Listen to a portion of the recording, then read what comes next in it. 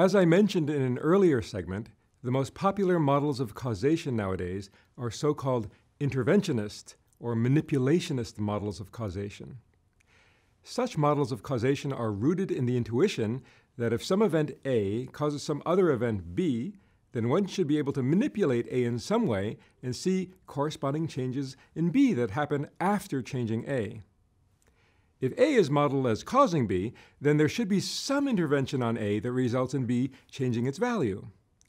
If B changes with an intervention on A, it's concluded that A causes B, at least in part. For example, if someone wants to show that a clock A plays a causal role in the time B that you leave your house, we could manipulate the clock, say set it 10 minutes behind, and see that this affects the time that you leave your house. This does not mean that the clock is the sole cause of the time that you leave your house, but it's one causal factor among perhaps many different causal factors. Conversely, if we want to show that an event A, say the crowing of a rooster, plays no causal role in the time of a subsequent event B, say the time of the sunrise, we can carry out an intervention on the rooster, silencing it, and notice that this has no effect on the time of the sunrise. This way, we could show that apparent causation is just that, merely apparent. A counterfactual formulation of interventionism would be, if event A had not occurred, with all screened-off variables that may cause B held constant, then B would not have occurred. A core point of an idea called criterial causation that I advocate is that we need to enhance the interventionist account by saying, if A had not occurred with all screened-off variables that may cause B held constant, and with the parameters or criteria by which B evaluates its inputs also held constant, then B would not have occurred. Traditional interventionist models of causation carry out some intervention on A to determine what effects, if any, there might be on B. But if instead of manipulating A, or A's output, to B, we instead manipulate the criteria, parameters, or conditions that B places on its inputs, including on inputs from A, which must be satisfied before B changes or acts, then changes in B do not follow passively from changes in A as they would if A and B were, say, billiard balls. Inputs from A can be identical, but in one case, B changes in response to A, and in another case, it doesn't, depending on B's criteria for responding. For example, under a classical or Newtonian conception of causation, billiard ball B responds rather slavishly or passively if it's hit by billiard ball A. Billiard ball B follows deterministically from the mass, momentum, direction of motion, and point of collision by billiard ball A. It doesn't matter whether billiard ball A is striped or solid, or if it has an even number on it or an odd number on it. All that matters is the physical, non-informational variables of mass, momentum, position, and so forth. Under criterial causation, in contrast, billiard ball B sets conditions on A. It might say, if billiard ball A is striped, I'll go this way. And if it's solid, I'll go this other way. That would lead to a very strange and non-Newtonian billiard ball game. Now imagine that we can change the parameters or criteria whereby billiard ball B assesses billiard ball A, just by willing it to be so, or by reprogramming B. Let's say we can change its conditions now to be, if billiard ball A is even, go this way. But if it's odd, then go this other way. In criterial assessments of A, what matters are high-level informational characteristics about billiard ball A, such as its number being even or odd, or its being striped or solid in color. These are informational variables that the classical conception of causation simply ignored.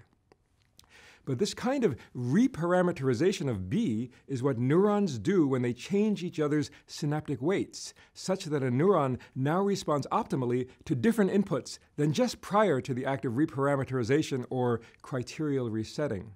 For example, a neuron might respond optimally to a dog being in the visual scene 1 minute, but then optimally to a cat the next minute. Criterial causation emphasizes that what can vary is either outputs from A to other nodes, the traditional and I would say incomplete view of causation, or how inputs are decoded by receiving nodes B. How they are decoded depends on the criteria for decoding, and these criteria can be changed. On this view, standard interventionist models of causation that emphasize energy transfer or transformation are just a special case where B places no particular conditions on inputs from A that have to be met before B changes state. But the brain, if anything, emphasizes causation via reparameterization of the way that B criterially assesses inputs from A by, for example, rapidly changing synaptic weights on postsynaptic neurons. Let me emphasize that I do not think that the interventionist account is wrong. I just think it needs amending to embrace the new idea that causation can partly depend on reparameterizations of how B will evaluate or respond to its future inputs. Here's a much higher level example. We can think of a football or soccer game in Newtonian terms as the transfer of physical forces. But it would be hard to understand what happens in a football game without understanding the rules whereby players play the game. For example, under the normal set of rules, it's forbidden to touch the ball with one's hands. If one did not know the rules and instead was only able to measure the movements of atoms, it might seem strange that atoms happen to move in a way that never led to a hand touching the ball. A Newtonian atom-on-atom reduction of causation could never account for a causation at an informational level, such as having a rule against touching the ball with one's hands, because information does not exist at the atomic level at all. It exists at the level of macroscopic neural decoders.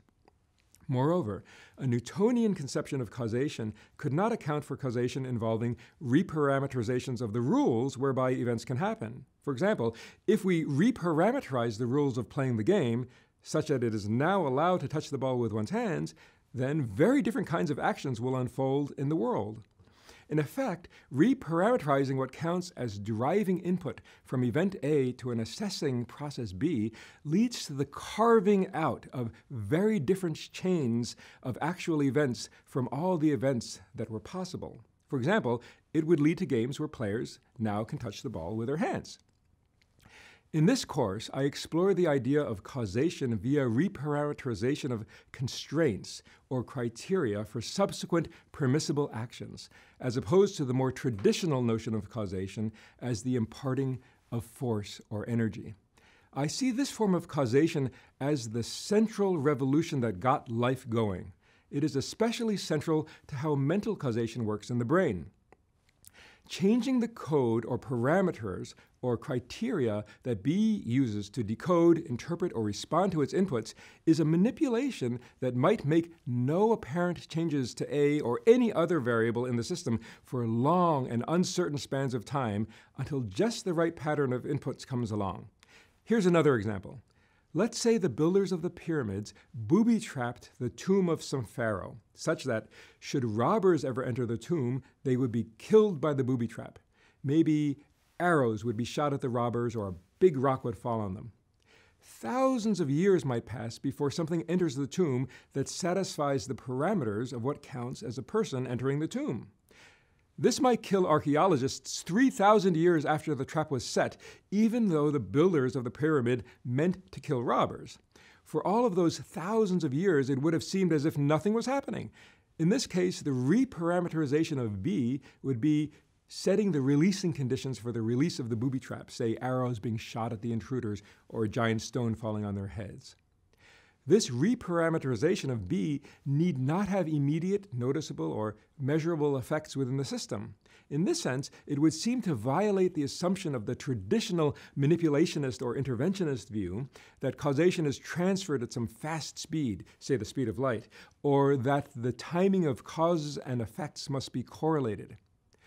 But reparameterization of B is a causal intervention nonetheless, even though this subclass of causation has been relatively ignored by philosophers so far. It's at the heart of what I mean by criterial causation.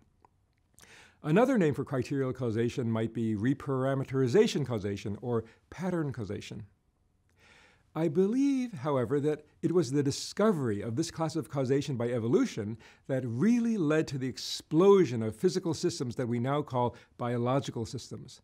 Causation by reparameterization may have begun with conditions placed on physical parameters. For example, a binding neurotransmitter molecule would have to have a certain shape before an ion channel would open in a cell's membrane. Later, it might have come to also involve conditions placed on informational parameters, say, fire if and only if the criteria for a face are met in the visual input.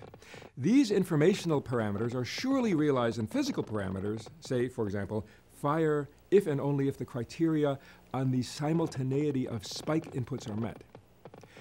The discovery of criterial causation by evolution was a major revolution in natural causation.